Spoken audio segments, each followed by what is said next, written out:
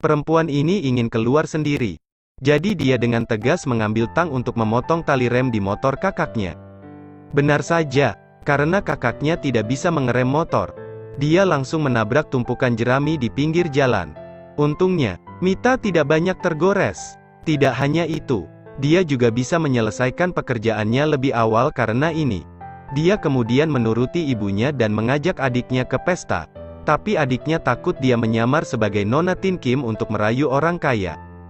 Jadi dia harus memikirkan segala macam cara untuk mengusir Mita. Jadi dia sengaja menabrak pelayan untuk membiarkan jus itu mengalir ke seluruh sang kakak. Dengan harapan Mita akan segera pulang untuk berubah. Namun siapa sangka kakak tidak mempedulikannya melainkan hanya pergi ke toilet untuk sedikit mengobati nodanya. Adik perempuannya juga mengambil kesempatan ini untuk berbicara dengan pacarnya yang kaya. Dan Mita kali ini tidak sengaja bertemu dengan seorang pria di kamar mandi. Dia bahkan memintanya untuk memperbaiki ikat pinggangnya karena dia pikir dia adalah temannya. Mita tidak terlalu memikirkannya, tetapi hanya mengambil ikat pinggang dan memasangnya dengan hati-hati. Baru setelah dia keluar dari kamar mandi, dia mengetahui bahwa itu adalah orang yang membantunya memperbaiki ikat pinggangnya. Sebenarnya adalah seorang gadis. Jadi Kun berlari mencari gadis itu sekarang. Ketika di sana ia melihat adiknya berdiri mengambil gambar di sudut. Jadi dia terpesona oleh kecantikan adiknya hanya dalam sekejap. Tetapi dengan sedikit kecerobohan, perempuan itu menghilang dari pandangannya. Dan adiknya saat ini sedang berpartisipasi dalam beberapa kegiatan. Untungnya, saudari yang menggambar lotre harus menyanyikan sebuah lagu. Tapi orang dengan suara bebek seperti dia tidak bisa menyanyi. Dan karena saya tidak ingin kehilangan muka di depan semua orang, jadi saya dengan enggan meminta bantuan saudara perempuan saya.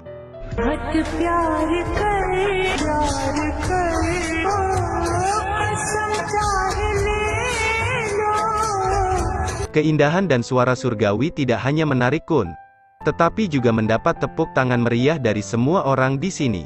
Hal ini pun membuat Kun lupa bahwa ia harus mencari gadis yang membantunya di toilet tadi. Dia bahkan berpikir bahwa saudara perempuannya adalah Dewi di hatinya. Dan yang lebih kebetulan adalah setelah sampai di rumah, Kun mengetahuinya objek yang diatur keluarganya untuk dia lihat lagi saudara perempuannya. Ini jelas keinginan untuk melihat. Jadi dia tidak bisa menunggu lebih lama lagi.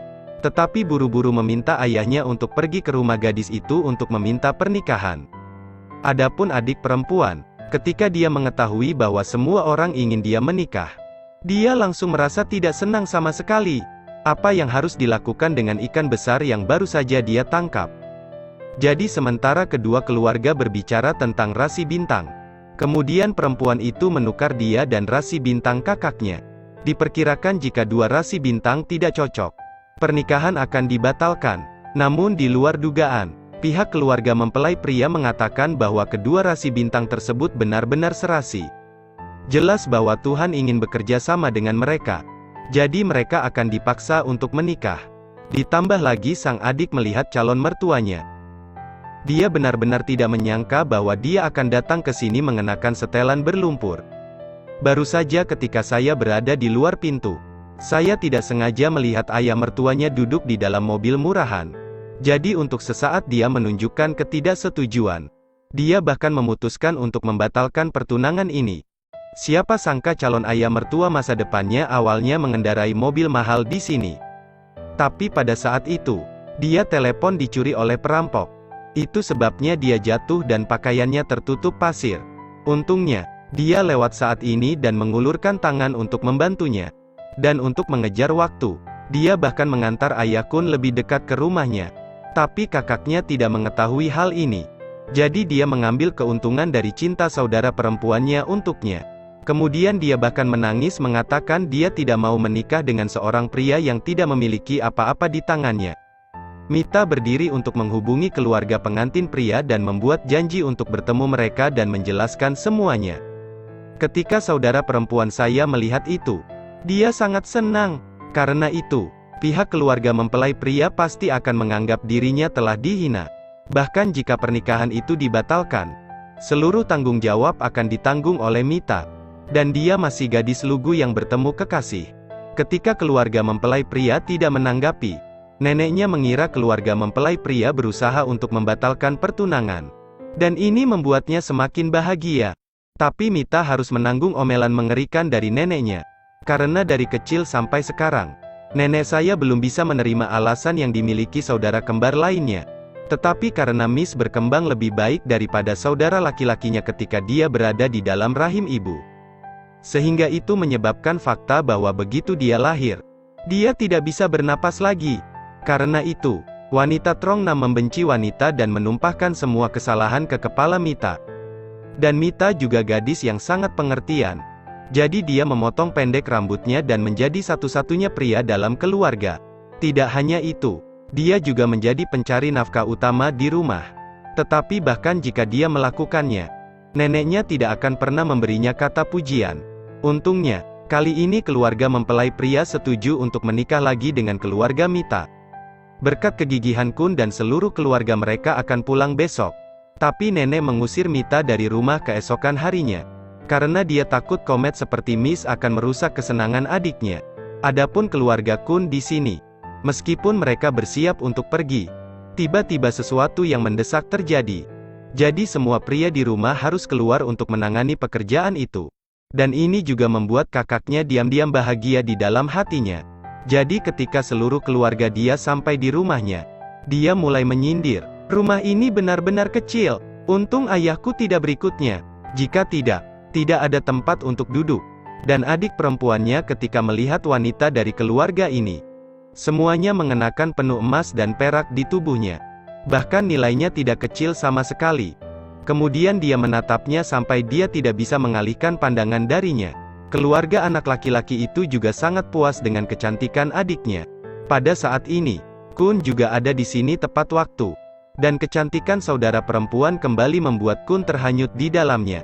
Jadi kedua rumah tersebut telah menciptakan peluang bagi dua orang muda untuk memiliki ruang mereka sendiri. Pada saat ini, adik perempuan juga mulai mengevaluasi Kun dari atas sampai bawah. Tentu saja, semua yang ada padanya sangat mahal. Tidak hanya itu, dia juga mendengar bahwa keluarga Kun sangat kaya. Bahkan rumah tangganya hampir yang terkaya di sini. Kakak perempuan itu juga lupa bahwa dia punya pacar dan setuju untuk menikahi Kun. Ibu Kun tak segan-segan memberikan gelang emas kepada adiknya saat itu. Hari pernikahan berlangsung juga sangat cepat direncanakan. Namun uang untuk mempersiapkan diizinkan untuk menikah membuatku merasa sangat canggung.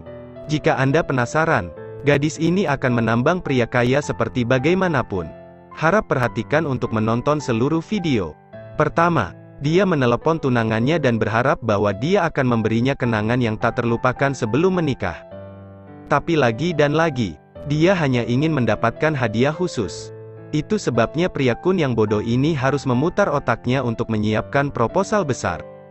Dan Mayla di sini memakai gelang emas yang diberikan ibu mertuanya padanya untuk membual di depan pacar.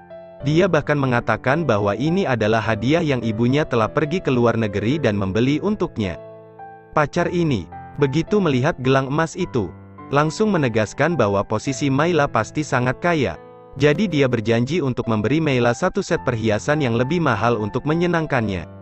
Tapi siapa sangka kalau pacar ini juga penipu seperti Mayla. Meskipun dia adalah pria tidak kompeten yang tidak berguna yang hanya menjual gaun wanita sepanjang hari. Kali ini dia bertekad untuk menangkap ikan besar. Namun sekarang bahkan uang untuk membeli sepasang sepatu tidak tersedia.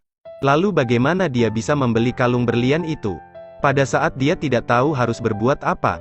Kemudian dia melihat bahwa kalung berlian itu dibeli oleh orang lain. Dan orang ini tidak lain adalah Kun sendiri. Yang membuat orang semakin terkejut. Bahwa keduanya sebenarnya adalah sepupu yang sudah bertahun-tahun tidak bertemu. Jadi dia menemukan cara yang tampaknya agak berisiko. Kemudian ketika sebuah sepeda menghalangi jalan, dia mengambil kesempatan ini dan berlari untuk meninju ban Kun. Selanjutnya, dia memanfaatkan waktu saat mobil tidak terkunci dan mencuri kalung tersebut. Saat ditemukan dan mobil tersebut melakukan pengejaran, baru kemudian dia menemukan bahwa bannya telah bocor. Dan karena dia sangat tidak berdaya, dia hanya bisa mengejar dari belakang. Keberuntungan ada di dekatnya, jadi dia menunggunya di mobil dan mengejar perampok itu.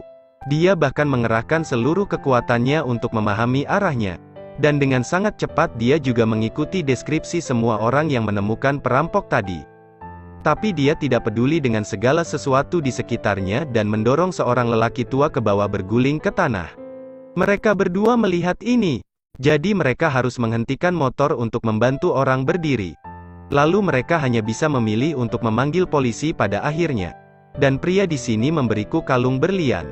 Saya baru mendapatkannya. Ketika saya melihat kalung berharga ini, saya tidak bisa mempercayai mata saya.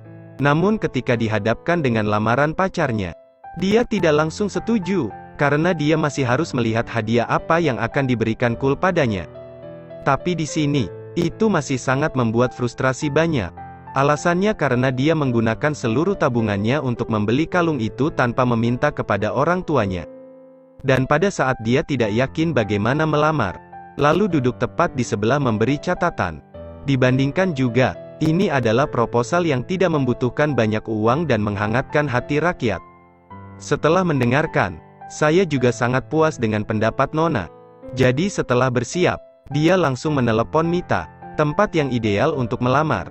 Dengan kelopak mawar yang cemerlang terbang di langit, suara harpa yang membuat semua orang gemetar. Dia menambahkan senyum menawan Kul saat dia berbalik.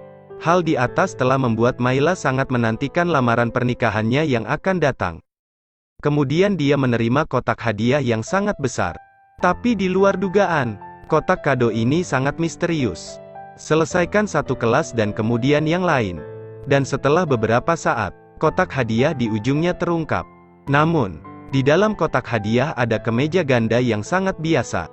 Tapi Mela masih berpikir bahwa itu adalah hadiah yang paling mahal akan berada di bagian bawah kotak. Tetapi ketika dia menemukan hal terakhir di kotak hadiah, dia menyadari itu adalah surat cinta. Dan ketika dihadapkan dengan pengakuannya, hanya ada satu pikiran di benaknya, yaitu bagaimana cara membatalkan pertunangan dengan pria ini. Pada saat itu, dia bahkan berpikir bahwa pacarnya adalah pilihan yang baik untuk dia andalkan selama sisa hidupnya. Dan saat ini, Mita berencana untuk berpartisipasi dalam pertandingan sepak bola untuk mendapatkan uang sebagai mahar untuk adiknya. Tapi hari ini adalah hari untuk berdoa untuk pernikahannya. Jadi dia terpaksa berpuasa selama sehari. Jadi dia harus menyeret tubuhnya yang tidak berdaya untuk berpartisipasi dalam pertandingan dengan sekelompok anak laki-laki. Tapi lucunya tiba-tiba ada kota yang absen di tim. Karena itu, saya dengan enggan meminta juara tahun lalu untuk membantu saya. Dan kebetulan, orang ini tidak lain adalah selama pertandingan. Meskipun tubuh mengalami dehidrasi parah, ia masih berusaha untuk mendapatkan hadiah untuk adiknya. Kemudian, di bawah koordinasi yang baik dari keduanya, berhasil memenangkan kejuaraan. Dan yang membuatnya semakin tak terduga adalah bahwa sponsor pertandingan ini adalah Ayah Kun. Jadi dia tidak hanya memberi Nona gelar juara, tetapi dia juga memberinya imbalan terpisah. Berkat uang ini, kekhawatiran Nona teratasi memutuskan dengan cepat. Namun saat itu Miss sedang merayakan kemenangannya saat di jalan. Kemudian dia memasuki jalan seorang wanita dan orang ini juga Ibu Kun. Ketika dia melihat seorang gadis duduk di pundaknya seperti itu oleh dua pria. Jadi dia memutuskan bahwa ini benar-benar tidak berhasil. Karena itu, nangka alami menyembuhkan dirinya sendiri dan dimarahi untuk dicocokkan. Namun, orang dengan pikiran terbuka seperti Mita tidak berpikir demikian. Jadi dia mengatakan bahwa pakaian yang dia kenakan dan setiap gerak tubuhnya sangat mewah. Tapi ide dan konsepnya terlalu ketinggalan zaman. Bagaimana Anda bisa menggunakan pikiran itu untuk memaksa seorang gadis apa yang harus dilakukan dan apa yang tidak boleh dilakukan? Sekarang, apa yang bisa dilakukan pria, juga bisa dilakukan wanita, bahkan bisa melakukan lebih dari pria. Tetapi Nona benar-benar tidak percaya bahwa kata-kata yang dia katakan barusan akan membawa banyak masalah padanya di masa depan.